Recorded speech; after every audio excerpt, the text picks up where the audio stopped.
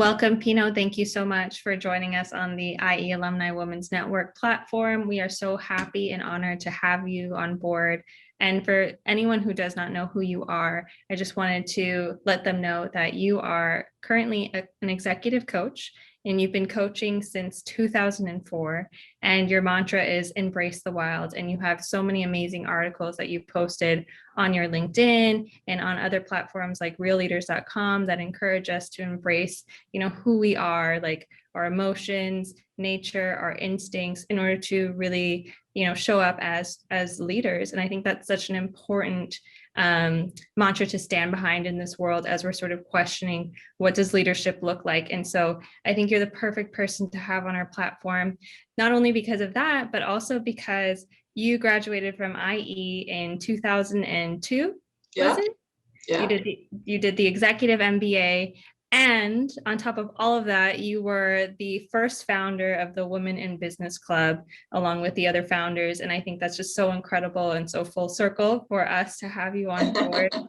As the former president of the Women in Business Club, I was so honored to get to meet you the other day and to hear your ideas and how it sort of took form amongst the women that you were working with at the time. And I just think that's incredible that you started your career there. So for some of us who would like to know what your career trajectory was after you graduated to get to where you are now, can you just walk us through your journey and, what did IE do for you? Because I think a lot of the members in our network, they've either just graduated or they graduated a long time ago. And our purpose is to connect everyone and to sort of share the journey. So if you don't mind just sort of walking us through your journey since you graduated, that would be awesome. Yeah, for sure. Actually, when I did my executive MBA, I'd already been working for a few years. I was implementing SAP with Deloitte, and I chose to do my MBA when I moved out of Deloitte into working at a client company, at a French company called Leroy Merlin, or as we say in Spain, Leroy Merlin. It's part of the Auchan group. They're big retail companies, yeah. Mm-hmm. So for me, the MBA was instrumental in finding what I really wanted to do, because until then, I'd kind of, I'd done industrial engineering as a career because I didn't really know what I was into. I was good at math, so I did that. And then I was really bored by mechanisms and electric circuits and stuff like that. It wasn't me. So I started looking outside the box, and that's when I started working, because I decided if I didn't start working, I wasn't going to be motivated enough to finish my university education. And then I found myself in SAP, and the world of SAP at that moment, it was very fast paced and there was a lot of demand and there were challenges and it was interesting, but I had absolutely no interest in SAP. So I found myself like, I don't know why I'm doing this. It's, I make good money, but this isn't really what I want. And before I got this new job, I applied for a bunch of jobs. And because on SAP projects, I've always done what nobody else wanted to do or nobody else knew anything about. So I thought I could do a lot of jobs, but when I applied, I had no response. And so what happened when I did the MBA is that I got a really good view into all the different tracks of business that you can do. And it was in the class of organizational behavior, where I realized that I really loved it. I found it fascinating to spend hours and hours looking at those business cases and coming up with answers. And I also realized that I was sitting in a class with 50 really smart people, and I saw stuff that they didn't see. I had a vision, or I had an intuition that other people didn't see. So that was the beginning of my changing my career completely from an industrial engineer implementing SAP and doing kind of management consulting to becoming a coach, starting my own business, raising capital, then closing down my business, and then becoming a coach to CEOs. And that's what I've been doing since. So IE was a huge step for me in that sense. That's amazing to hear you speak about sort of the spark you saw in yourself at IE. Like, you embraced the opportunity to learn from so many people. And that's similar to what I experienced when I was at IE as well. It was sort of a wake-up call to how organizations are run and what are the core values that are needed in leadership and are needed when you are managing people? Because at the end of the day, these corporations that we're talking about, they're not like these abstract concepts, they're about people. And you recognizing that maybe your background in engineering and SAP sort of got you to this place, but what was really inside of you was like this instinct towards understanding behavior. And so you ended up teaching as a professor organizational behavior for a few years, right? Can you tell us a little bit about what were some of the things you taught your students while you were a professor, and sort of trying to encapsulate some of the knowledge that you learned, but also influence them as you were starting to get to know organizations a bit better, and formulate this whole idea of embracing the wild, and how nature is so important when it comes to leadership. Like, talk to us about that progression and how you taught your students that. Well, when I finished my MBA, I went to see the teachers there who I'd studied with, and I said that I would like to teach organizational behavior. And surprisingly, they said yes. They were interested by the fact that I wasn't coming from human resources or from psychology. And the stories I told them about how when we needed to approve the budget for a huge information system that cost several million euros, I had to act as a psychologist to all the guys in the executive committee to find out what was really going on and what we needed to buy. Yeah. So that was kind of the way I started. It was also when they were developing the first MBAs online. So I was very comfortable with technology, and I was half Irish. So there was like this perfect moment, perfect time, right place, right moment, where what I could offer as an inexperienced teacher was something that we could make work with the MBAs online, etc.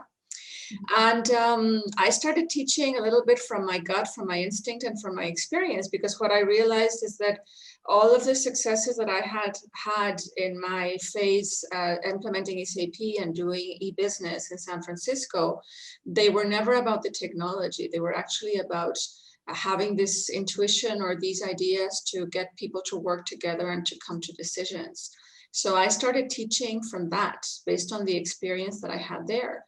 At the same time, I knew that that wasn't enough to be teaching, because I was really young. I was like 30, 32, 33, and some of my students were older than me. So I asked around to, I went to see all my favorite mentors and said, what should I study to be able to teach this stuff correctly and have some theoretical base? And the conclusion was that I should get into coaching, which is what I did. I got into a certification course for coaching, and I started learning there. Yeah. And what started there was the path in which I didn't really know where that path was taking me, but it actually led me out of academia, because, this is one of the reasons why I stopped teaching at IE, is because I wasn't really interested in neuroscience, and I wasn't really interested in the scientific demonstration of how certain skills work in companies, which is what you teach at business schools. And instead, I was very attracted by stuff like family constellations, which is hugely experimental. It has no scientific base, but it has a very important impact in the way people think and do and how they change their behavior. So there were a few years there where, IE being a wonderful place where they create sandboxes and say, you want to try something out, try it out. If it works, we'll do it. If it doesn't work, we'll stop. Well, I got lots of opportunities to be able to do that. I remember doing like a volunteer workshop for students in the International MBA to use family constellations in order to assess their career choices. Mm-hmm. And, we had a number of people coming, so IE was generous and they offered their facilities and we opened it up, and then it didn't really give an interesting result. So that's where it stayed, So I actually evolved. It's true that, I was teaching at IE for 13 years, for a really long time, yeah. And I was very involved in the women's stuff because of the women's club. So I developed stuff on networking and stuff on helping women into business. And I eventually started working with the guys at executive education. So we designed and developed programs to help high potential women in large organizations, like We did this huge program for ArcelorMittal, which was a huge success in 2013, if I'm not wrong. And we, you know, it was a very tight bid with other business schools, and we sold it, we did it, it went really well. And that was lots of fun. But again, you know, my studies and my evolution as a person and as an entrepreneur were taking me to places that weren't really compatible with business school training. Because I remember, you know, I tell it as I lived a few years in this kind of schizophrenia where I was the only executive going to seminars with people who wore Rasta hair and hugged trees and complained about not being able to walk the dog because the moon spoke to them. And then I would come back to executive environments and try to apply some of the stuff that I had learned there, yeah. And that phase was kind of difficult until it came together in this approach that I call Embrace the Wild, which is the cornerstone of my work since 2013. That's incredible. It sounds like you really were, maybe you hadn't fully developed this whole idea of instincts, but you were following your instincts. And I think that can be really difficult for some people, because we think when we come from a corporate background and we get our MBA, then the natural next step is to continue on the corporate trajectory, rather than using that as an opportunity to sort of learn from the people around you. And you really seem to be able to do that. Can you speak a little bit about the work that you mentioned, family constellations? Because I don't think many people know, or I definitely didn't hear about that until really recently. So I want to understand what the idea behind family constellations is, and if you could sort of explain how it applies to leadership and to organizations, and what sort of transformations do you see when you are working in this sort of spiritual area with people? Well, look, I would say that when you go into leadership training, there's kind of two big lines or two big avenues of knowledge. There's guys who say that leadership training is about teaching you how to be successful, how to make money and have great results, which is fine. That has to do with efficiency and with process. And then there's this other line where they're not teaching you to always get it right. They're teaching you to find out who you are and get the best potential out of your talent. And that's where your creativity can come in, and that's where failure comes in as a teaching, as a learning experience, etc. And I'm more in that line. Yeah, I was never really interested by the first line. I mean, it's cool to make money, but I was never interested by that, or I wasn't competitive in that sense. I was more interested in finding stuff that worked. So in that search, I came across this thing called family constellations, which is a bad translation because it sounds like it's something that has to do with the stars and astrology. Yeah. And it's not that at all. It's a line of therapy that was developed in Germany by a guy called Bert Hellinger.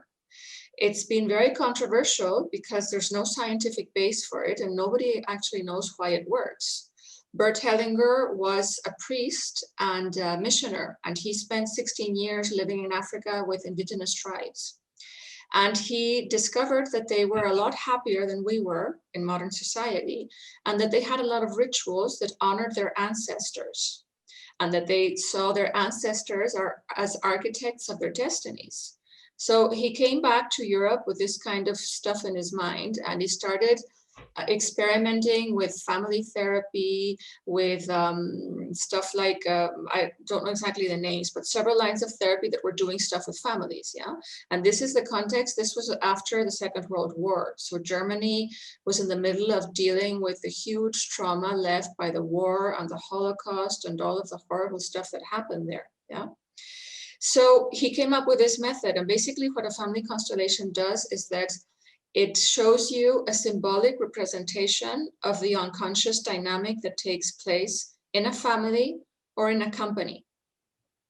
Okay, so this is where it's a tool that can help improve people's leadership, because it helps you understand what you've always felt about somebody in your family. For example, there is research that shows that people's attitudes towards their bosses is very related to the experience they had with their parents. So people have mother bosses and father bosses. So depending on who you got better on with, when you go into companies, you tend to have people with whom you have the same relationship you had with your mother and people with whom you had the same relationship as you had with your father. Yeah, so we do know that through research.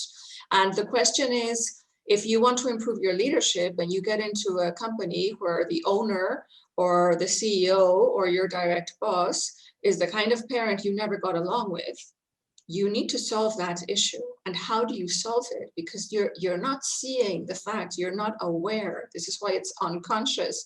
It's because maybe other people can see it and tell you, you always pick a fight with our boss in the meeting, but you don't see it.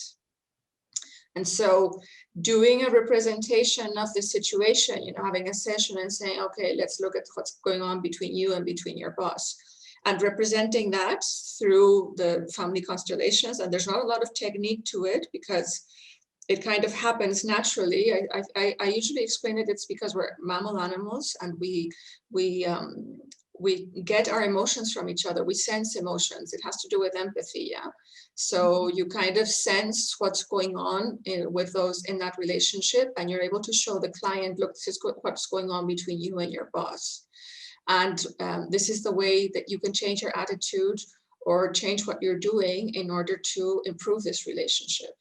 And you explain that this is coming probably from a father or mother figure in your past. And so the client kind of puts all of those dots together, and that enables a process of self-awareness that allows the client to stop repeating dysfunctional patterns from his family in the work situation in the present. I mean, is that kind of clear? Because it's kind of complex to explain like that, but does that give you like an initial overview? For me, like just to sort of reframe what you said, because I'm learning as well, it's about developing self-awareness. And I think that's a concept that anyone can relate to. If you want to show up well in your life and be your best possible self, and also show up as your best possible self at work, you're not going to just put on like your suit and then be ready for work and never have conflict and always manage your emotions. And just because you're in that environment, sort of separate yourself from who you are as a person. If you don't have any tools to have that awareness, then you are definitely going to carry whatever is going on inside in terms of your, family history, or just emotions that you're not dealing with on a day-to-day basis. You're sort of pushing them off to a convenient time that probably you'll never make space for. And so, yeah, they will show up. And I think that there are a lot of challenges that I had in the workplace that, looking back, for instance, it was always really, really difficult for me to navigate my way up the corporate hierarchy. I was in a very male dominated space. And so the narratives of, being a woman in a male dominated space sort of played out. And I thought, I'm going to need to be the brave one, stick my neck out, and really just act like a guy in the ways that I could, right? Like, I'm definitely not a guy. I don't look like a guy. I'm very feminine and I'm very playful. Like, that's who I am as a person. But because I only knew that this narrative of like, in order to succeed, you needed to be ambitious, you needed to be strong, you needed to never show emotions. I tried it that way in the beginning. And yeah, to some extent, I think that helped me sort of learn about myself just by experimenting and trying different things on. But then I realized, no, what's actually going on is I feel inferior to the men. Like if I just sat back and sort of over time realized I'm not really getting anywhere by constantly having this conflict, and I cannot succeed unless I am like you, I was actually holding myself back in a way. And once I developed that self-awareness, it might not have been from my family, but just some level of honoring who I was as a person, I was able to shift and be my more natural, softer self. I want to say that in quotes because I think that it's not soft or hard, but just like my natural self who is really empathetic, who's good at listening to people. And once I brought that forth to the table, my opportunities just sort of opened up. It was really easy to work with people. I never felt like I had to prove myself. And I didn't come away from the end of the day feeling sort of defeated, like I'm never going to be able to get the promotion that I want to get because that's always been given to someone else who doesn't look like me. I just felt, well, my opportunities are my opportunities, and I'm really comfortable in navigating the workplace the way that honors me. I don't think I have any other reasons to try to go like the conventional trajectory. So well, I think you're hitting on something that's very important, and it's not only an issue for women, although women have been talking about this for a long time, ever right. since I started doing this women's club stuff. We've been talking about it, but I think we're at a moment where we need to all start thinking about gender fluidity. Yeah. And the idea that we don't have to choose between being this type of a man and being this type of a woman, because those are the stereotypes or the kinds of people that are more frequent in the environment we're working on. We don't have to be like other people. We have to find our best way of being. And that is, it's something you can't fake. It's not a suit you can put on and wear 24/7 to try to be like a Gordon Gekko, or to try to be like a Sheryl Sandberg, or to try to talk and be like anybody you admire at the business school, any professor. It's not going to work. The only thing that's going to work on a long-term basis is being yourself and understanding which are the best opportunities for you, which are the opportunities that help you shine. Yeah, the environments that set you up for success, instead of choosing the environments that set you up for failure. And that ability is a very feminine ability. Yeah, I often say to everybody, look, at the bottom of the day, we all come from a sperm cell and an egg cell. And I put it like this because the sperm cell is the smallest cell in the body and the egg cell is the biggest cell in the body. And if you see pictures of them together, you see that the feminine principle that we all have in our origins is huge in size compared to the masculine principle. This one focuses up. It focuses us, it makes us smart, fast, competitive, it gets us to where we want to go, it's full of strength, etc. But it's also pretty crazy, and sometimes it goes too fast. And this other one, the feminine one, is what makes us unique. The egg does not compete with any other egg. There's just no other egg like it. It just sits there and waits for the right sperm cell to come along. And then if you see pictures, you see one huge egg cell and lots of little sperms, they're all trying to get in. So it's not true that the first one gets in. That's not the way it works. So, I think that we're confused because the last several hundreds of years, we've been building businesses by men, for men, using very masculine dynamics of competition and discrimination of talent and finding the right person. But now we're at a moment where we don't need that anymore. And we can create work environments where everybody can be themselves and you don't have to compete with other people. You just have to be the best you are. Compete with yourself. Challenge yourself, be the best person you need to be, and look at all, take every opportunity, every failure is feedback about what you got wrong. It's not a rejection. It's just telling you your approach wasn't right, or the way you worded things wasn't right, or you were too fast, or you were too slow. No. So I really think that what we need is the freedom to find out who we are and to find a professional dedication that makes the best out of who we are. And in a sense, that's what I've done. I'm an engineer. I'm really good with numbers, but I couldn't be bothered with accounting. And I never do anything that has to do with adding numbers up or being really organized with details, because I'm terrible with details. I know that I'm very good at processing information. I see it very quickly, and then I forget it all completely. So being an executive coach is perfect because I'm not supposed to remember my clients' lives. I'm supposed to forget them because they're confidential.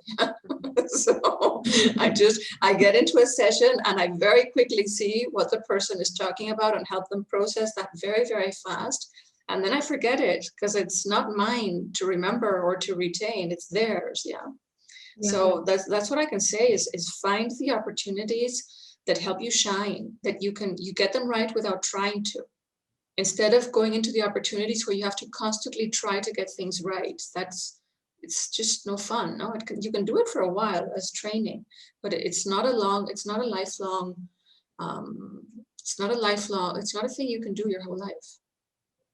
Yeah, I love that because it sort of speaks to the idea of building a sustainable life.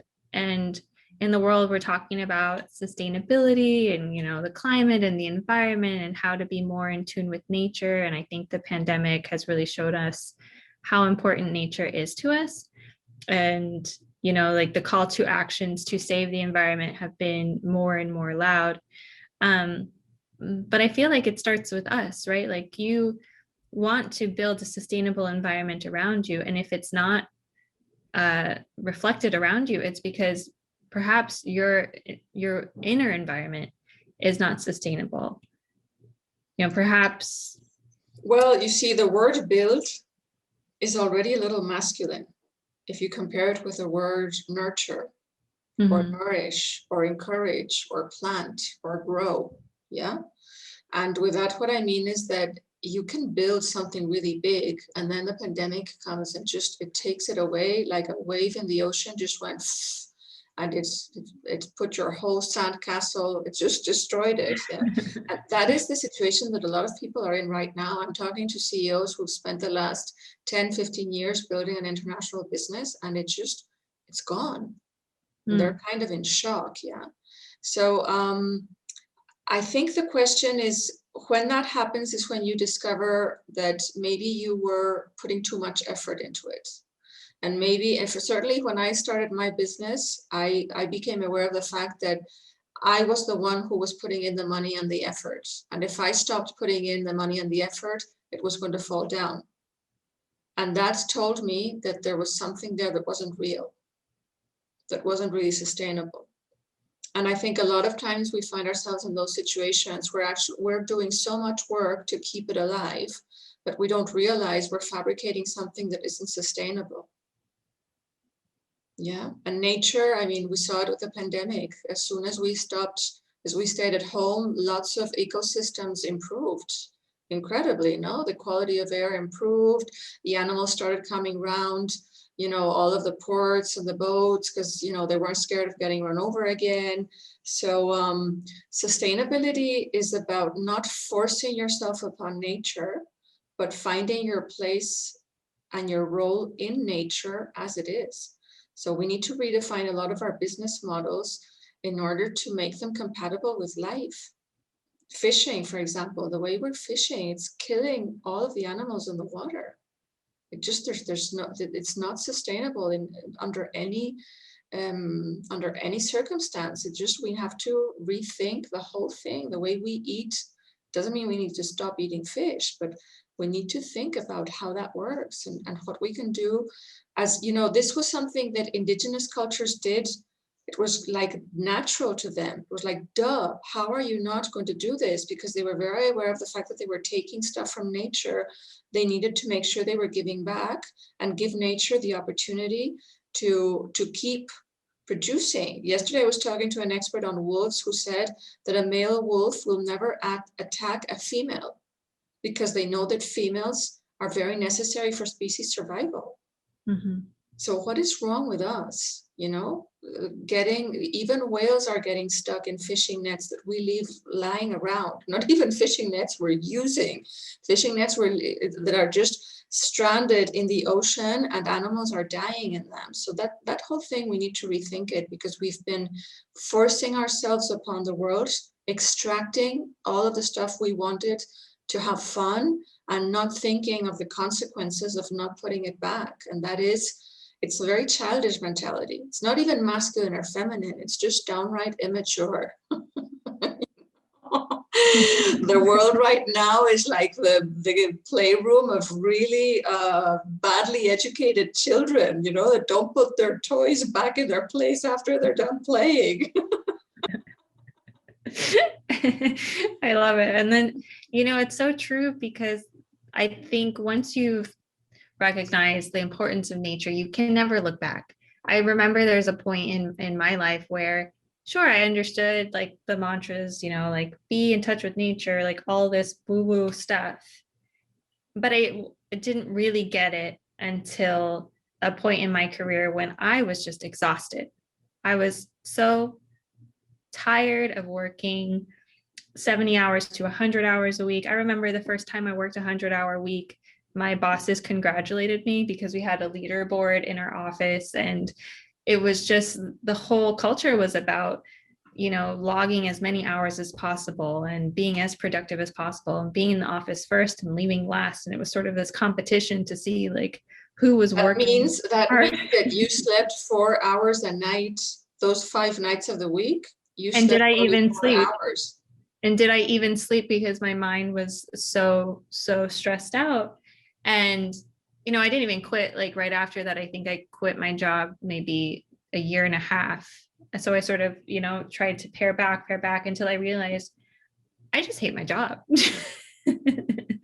I just hate my job. I just want to take a deep breath. And at the time I was living in the Pacific Northwest, which is so beautiful. And if you've ever been, it really is just like the perfect place to get in touch with nature. So I spent a lot of time hiking and camping, and I was not someone who would say that I'm a camper, like get me on the ground in the dirt and in the mud. But there was something magical that happened when I did take that time off and had a beautiful summer, just like sort of embracing what was around me. I couldn't look back.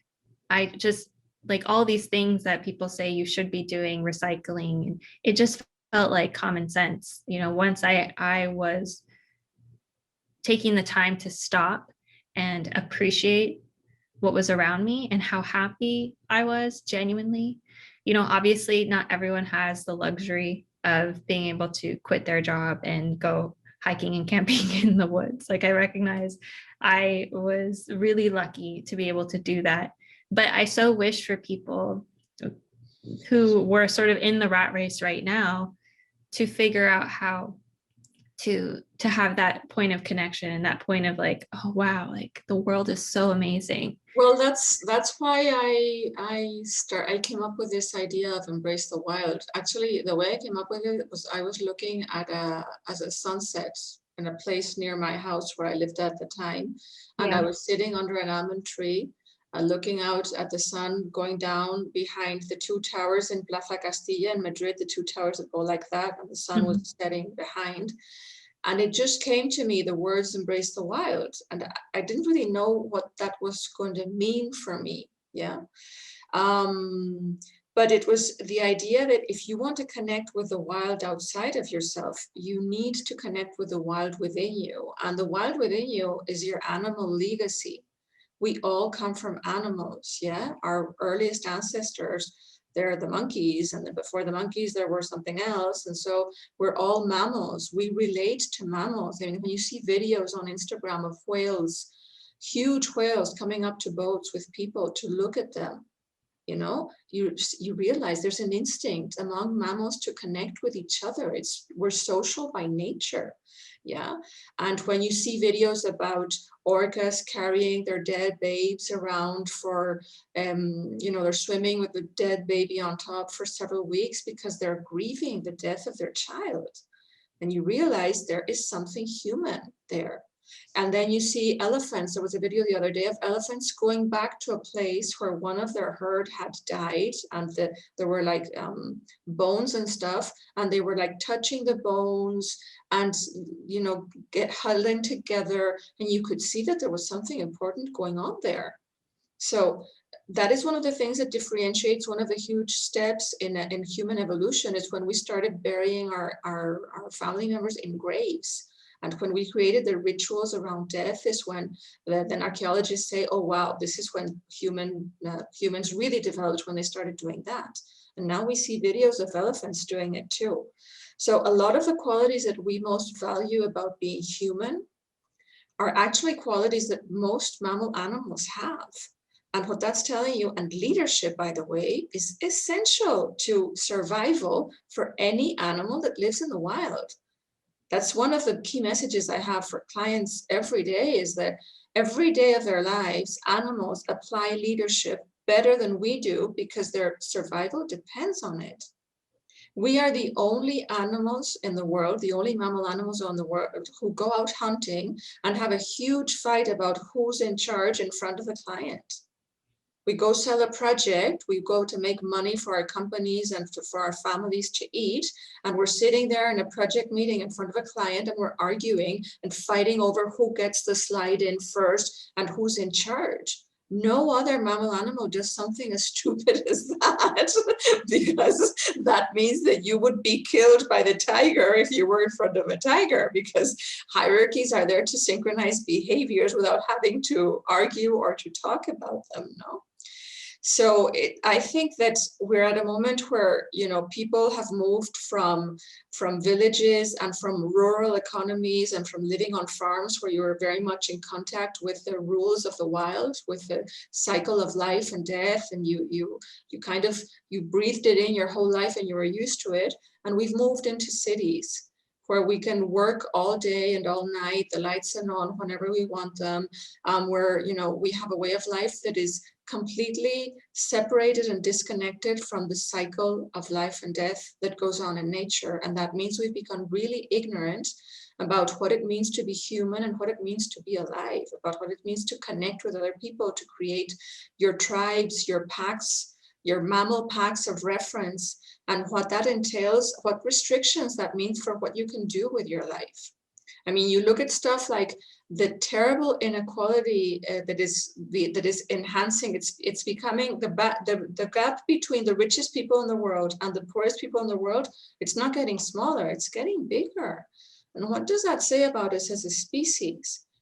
You know, what does it mean when a football player or a model makes millions and millions of euros every year and just takes them and buys 5 houses in 5 different places in the world, and then she's depressed because she put on an ounce of fat, or he's depressed because he got thrown out of the best team in the world? What actual value are these people bringing to the economy, to the world, to families, and how are we distributing that? We've lost these concepts of being part of something larger than us, and that makes life meaningful.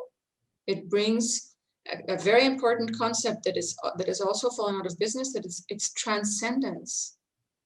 You know, it's when, for example, with clothes, with textiles, which is the second most contaminating industry in the world, because clothes have become a single-use prop to look good one day, and then you throw it out. And so it's made up of plastic anyway, new plastic, not even recycled plastic. You know, you walk into these huge retail stores and they're full of really beautiful designs, but you touch the materials and they're all plastic.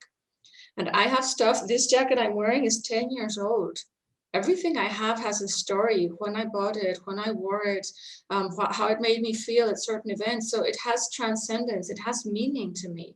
And that means that the way you buy clothes, or the way you buy food, or the way you buy your car, your house, it's no longer about taking a picture and putting it up on Instagram once. It's about bringing meaning. This means something to me. And when I'm no longer here, people will see this and touch it and know that that meant that was a part of me. And that's the kind of it's the kind of thing that we look at as old fashioned, you know, my grandmother, what a pain, she's so boring. But no, that's what life is about. No? Yeah. I'm getting really off topic here. I don't know if this is what you want. For me, it's what I want. But no, I mean, you've said so many amazing things, because it is like, for you who has a lot of experience, it's so refreshing for me to hear this, because there was that recognition that the life I was living, you know, was sort of through an Instagram filter, for lack of a better words, you know, and anytime I go on social media, I feel like whatever contentment I had automatically vanishes. And you know, I do my best to try to self-regulate and try to remove myself from, or at least develop that awareness that, okay, like if I'm going to be entering this space, as amazing as it is, I'm going to leave probably wanting more things than I actually need right now. And so those desires that we've built up in ourselves to have more and to be the best, and to go really fast, I think are so pervasive in my generation and younger generations. And it's not to be condescending to us young people, because I think that we understand we can literally create our own worlds if we want to right now.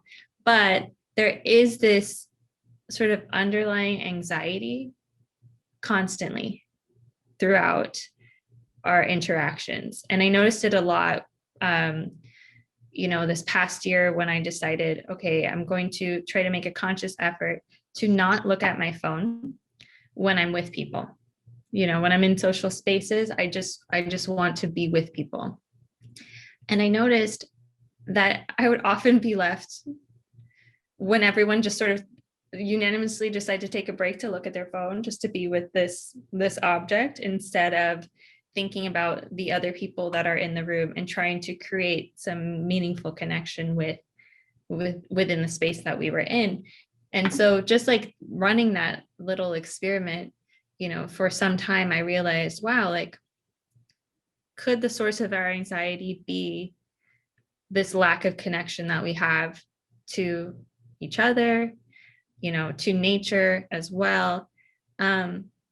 Because we are humans, like we are animals. We do have these instincts, and as much as we want to sort of be above it, you know, sort of like put that to the side and just prioritize our productivity and our achievements and our material possessions, that comes at a cost.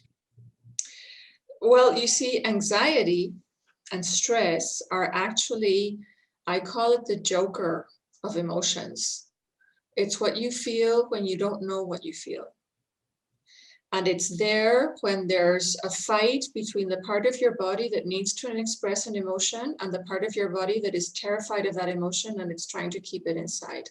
And that inner conflict is what we feel as anxiety or stress. So what you're describing is that we've become really bad at identifying and wording and paying attention to our emotions. And the reason your generation is so bad at it is because our generation didn't teach you guys, because we didn't know how to do it either. So it's a knowledge that animals have. If you look at the way mothers raise their cubs in several mammal species, it's motherhood. It's amazing. Most of what they do is helping, like if you look at horses, the mother is helping the foal relax in situations it doesn't know about. So every time this foal sees something new, it gets all excited, and the mother hits it or helps it or does whatever she needs to do to get it to calm down and go get back into order, get back into its place and relax. Yeah, and there's a lot of species that do that. We're not doing that as parents. Okay, we're pushing our kids to get the best opportunities into the best schools with the best friends to have the best possible future, because we're all very anxious about the future, and we're not teaching them to manage their anxiety. We're not teaching them to calm down, to have, you know, to disconnect from electric devices, because it's actually a relief for parents to plug their child into the electric device and watch a series so that we can do some talking. Yeah. So what your experience, we're all in there. It's a process. And when I'm hearing you talk, I remember a very interesting idea I heard from a professor from the MIT. I can't remember his name. And he'd done his whole thesis, and his teaching was about the biggest advances in technology. So he had talked to the guys who developed the technology that was used for the atomic bomb, and how those guys felt terrible and the guilt they went through when they discovered that what they had come up with in a lab was actually used to kill a bunch of people. And the conclusion of his research and his training message was that each time we develop a new technology, we become like Pinocchio. It dehumanizes us because it gives us so much power and so many tools and so many things we can do that we lose ourselves in that technology.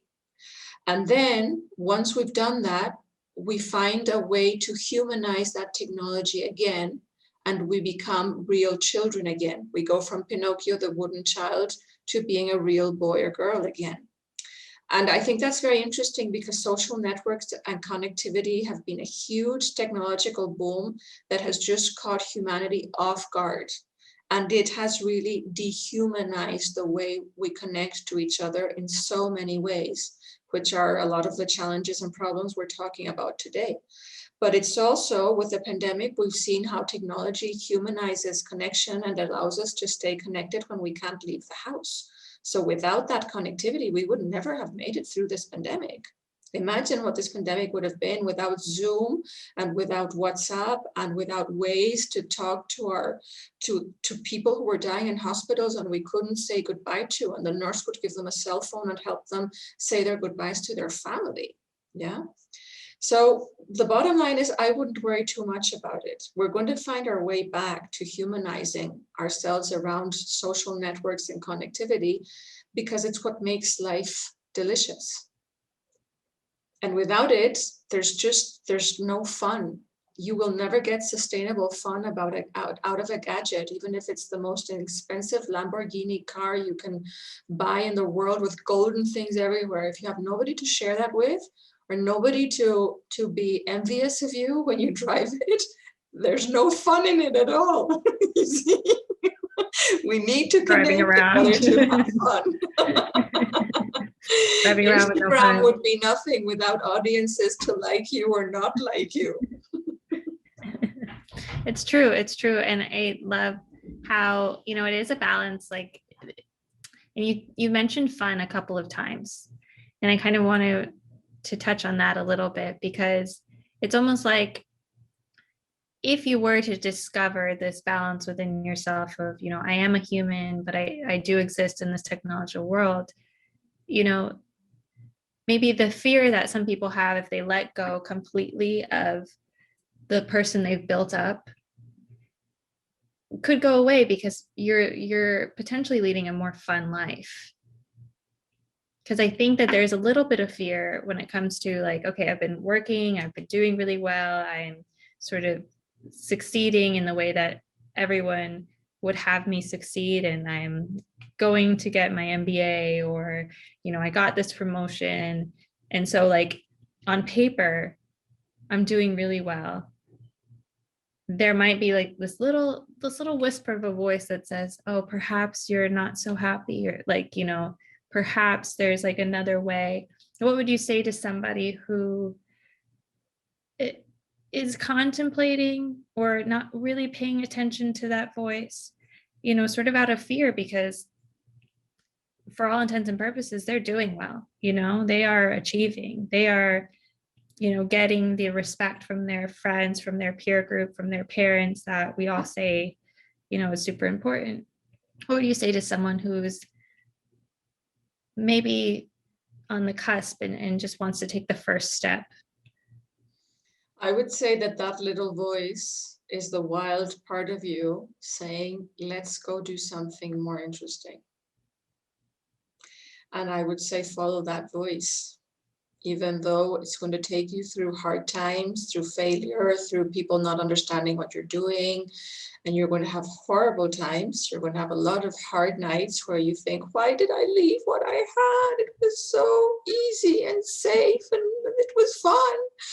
And then you realize that you could never go back there, because then when you start to resolve the challenges that you got yourself into by following that little voice, you feel a sense of wholeness and of it's kind of like being in love.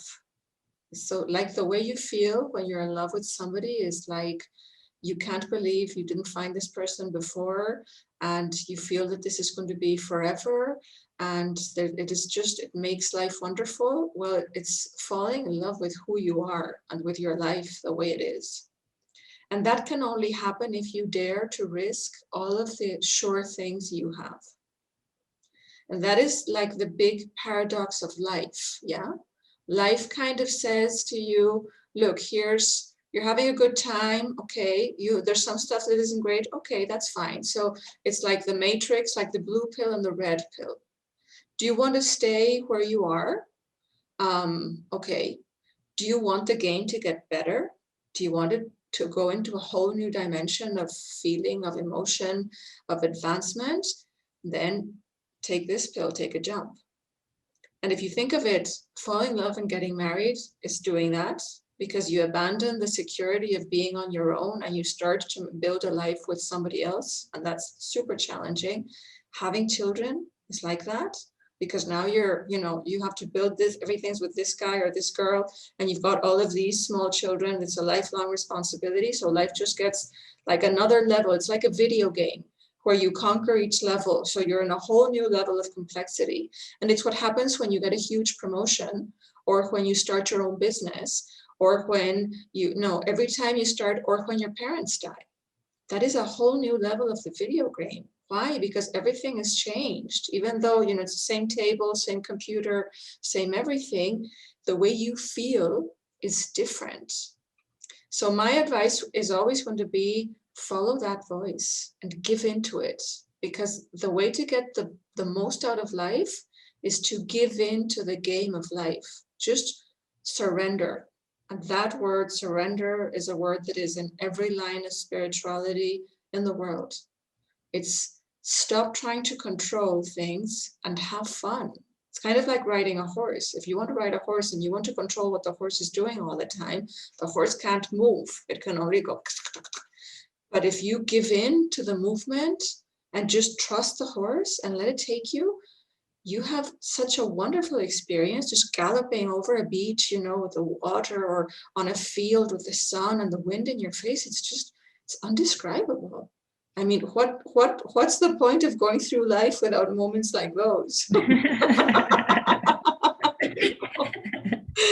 Yeah, I mean, the I way had you a client. described I had a client recently, an executive who loves bullfighting, and his whole career has been like selling stuff like a robot, and the whole coaching process was about, why don't you redesign your work life so that it feels like you feel when you're doing bullfighting, which is his passion. Mm.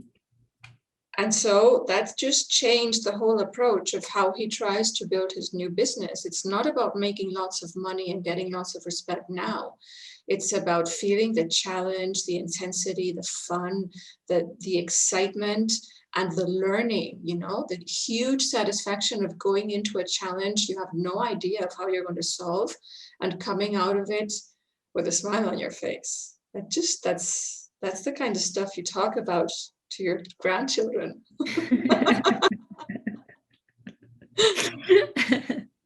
That's incredible. And I mean, who wouldn't want that picture you just created? I literally could see it as you were painting the picture. And I just want to thank you so much for the work that you do, because I think it's incredible to have coaches. In general, I think of coaches as sort of whoever our teachers were in the past, our modern day teachers, our modern day philosophers, who sort of reflect back to those who are trying to move forward what really is important about life. And that's why I admire so much how you're able to combine, your background from engineering, which is like a very hard skill background, with business, and this whole concept that is I don't think it's new to humanity, but I think it's not necessarily talked about as much because we're so concerned with other things. On some level, this is important, but it's not the priority. To have people like you to remind us that it is possible to have it all. Look, the stuff that I talk about is in every indigenous tribes knowledge. It's in your grandparents, it's in your roots, it's in the stories and legends that are told in your country. The stuff they're talking about is this knowledge about what it means to live. It's in all of the stories and spiritual texts. Yeah. So I would say to anybody who wants to live like this is discover who you are and where you come from. Go back to your roots and let yourself connect emotionally to all the stuff that your grandparents were talking about and you thought was meaningless and boring and blah, blah, blah. As you get older, you realize that the wisdom was there. Yeah. And that we've developed a culture where we're always teaching people we're always training our intelligence, more intelligence, more intelligence. And MBAs are all about intelligence. But what happened to the wisdom? You know? And the pandemic is really posing this question, because intelligence is great when you have all the information and you need to process the facts and sum them up and say, okay, this is the answer. But when you don't see anything, when you don't know what's going to happen, and when there's total uncertainty, you need your wisdom. And wisdom is knowing without knowing. It's making a decision with your gut without knowing what's going to happen next. And if we start teaching that to future generations, sustainability will happen naturally in everything we do, because we'll stop doing stuff because it's more profitable, and we'll start doing stuff because it helps life go on. That's like the huge difference. No, I'll tell you one last story, and it's great. It's a myth I read about in an indigenous culture before Columbus reached the Americas. Yeah, it's a precolombino, un mito precolombino. And it was a tribe that saw the spinal cord as a serpent with two heads. One head was the pelvis, the bones of the pelvis, and the other head was the skull. Yeah. And they saw that they were like they're similar. There are these two heads. The pelvis was the creative head of the serpent, and the skull was the destructive head of the serpent. And what they're saying with this myth is that with our gut, with our instinct, with our passion, we create life. We feel energy. We go do things. We just embrace life. And with our heads, we develop fear, and we think about risk, and we think about everything that can go wrong, or we want to have all the money now together, and we think of very smart things that are very destructive in general. So we need less of this and a lot more of this. I love that. I believe that wholeheartedly. And it's amazing to hear you talk about risk in this context, because business is so consumed with risk mitigation that I think even just using the word risk all the time, it's about that balance, right? If you're constantly preoccupied with risk mitigation, then your mind is thinking about fear, it's thinking about potential consequences, and it's paying less attention to potential. Like maybe there's another word that we can use in the business world to encourage us to be creative and to innovate and to do things in a way that might not necessarily be guaranteed for success, but there's so much potential, you know? So yeah, I think that can be applied in so many areas. So again, thank you so much, Pino.